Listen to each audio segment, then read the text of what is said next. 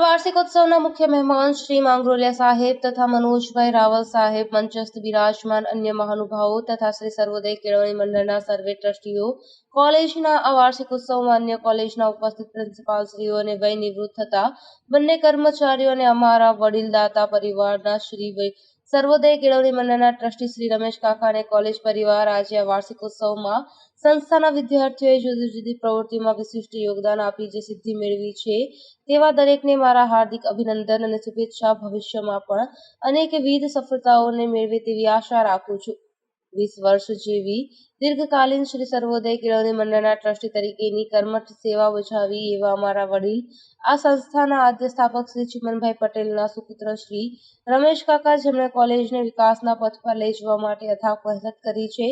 પ્રત્યક્ષ કે પરોક્ષ તેમની નિગરાની હંમેશા કોલેજ પર રહી છે. જરૂર જણાય ત્યાં તેમને માર્ગદર્શન અને પ્રેરણા આપી છે. તેમને શેષ જીવન નિરોગી રીતે પસાર થાય અને ખાસ મને જરૂર જણાય ત્યાં માર્ગદર્શન આપતા રહે તેવી આશા રાખું છું. વહીવટી કર્મચારી તરીકે વર્ષો સુધી સેવા બજાવનાર શ્રી અતુલભાઈ અને દિલીપભાઈને જ્યારે આજે વય મર્યાદાના કારણે નિવૃત્ત થઈ રહ્યા છે ત્યારે તેમનું શેષ જીવન નિરોગી અને દીર્ઘાયુષ્ય બને તેવી શુભકામના. આ કોલેજના અંતિમ વર્ષમાં અભ્યાસ કરતા વિદ્યાર્થીઓનો આજે વિદાય સમારંભ છે. તેઓ જ્યાં જાય ત્યાં આ સંસ્થાનું નામ રોશન કરે અને સફળતાના શિખરો પર એટલા ઊંચા ઉડે કે તેને જોવા માટે અમારી આંખ નાની પડે. ઉપલેટા તાલુકાના ભાયોદર ગામની અંદર BCA, LLB, આર્ટ્સ અને કોમર્સ એવી આ અમારી કોલેજમાં આજના રોજ વાર્ષિક ઉત્સવનું આયોજન કરવામાં આવ્યું હતું. આ વાર્ષિક ઉત્સવમાં ઉદ્ઘાટક તરીકે VA માંગરોલિયા સાહેબ, મુખ્ય મહેમાન તરીકે ડોક્ટર મનોજભાઈ રાવલ, અમારા મેનેજિંગ ટ્રસ્ટી યુવાન શ્રી વિપુલભાઈ પી માકડિયા, સર્વોદય કેળવણી મંડળના સર્વે ટ્રસ્ટી શ્રીઓ, ભાયોદર પોલીસ સ્ટેશનના PSI શ્રી ભીમાણી સાહેબ, ભાયોદર નગરપાલિકાના ચીફ ઓફિસર શ્રી દેવાભાઈ કંડોરિયા અને ગામના અનેક નામી અનામી અતિથિઓ ઉપસ્થિત રહ્યા હતા. આ વાર્ષિકોત્સવમાં અમારી કોલેજના TY BA, TY BCom, TY BCA અને TY LLB ના જે વિદ્યાર્થીઓ સેમેસ્ટર 6 માં છે તેમનો આ વિદાય સમારંભ હતો. 3 વર્ષ સુધી કોલેજમાં અભ્યાસ કરીને જતા વિદ્યાર્થીઓને વિવિધ મહેમાનો દ્વારા શુભેચ્છા સંદેશ અને આશીષ આપવામાં આવ્યા હતા.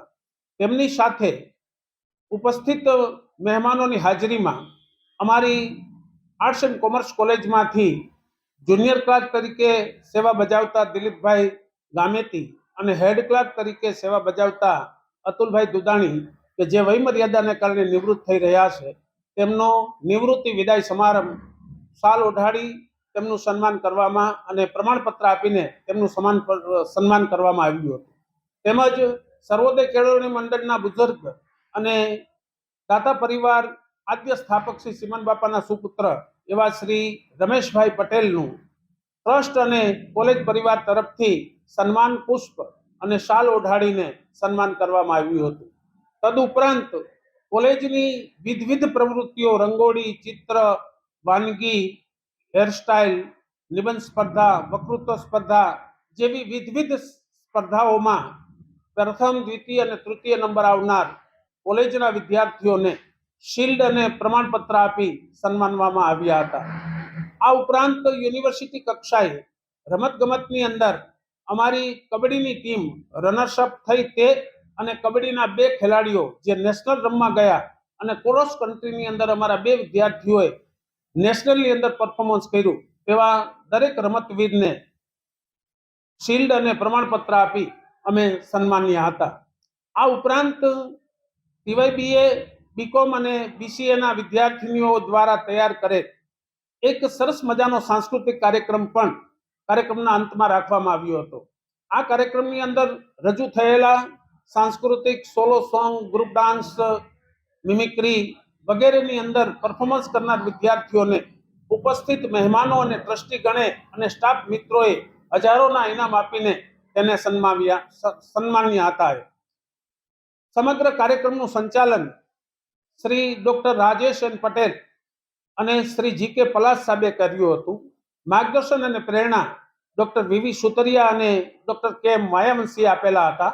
સમગ્ર કાર્યક્રમને સફળ બનાવવામાં કોલેજ પરિવાર અને ટ્રસ્ટી મંડળનો પૂર્ણ સાથ અને સહયોગ મળ્યો હતો. આવો સુંદર મજાનો ત્રિવેણી સંગમ કાર્યક્રમ H L. Patel arts and commerce college અને શ્રી પી.ટી. માકડિયા લો કોલેજની અંદર આજે સંપન્ન થયો હતો. Bureau report Arshbhai Ahir Upleta.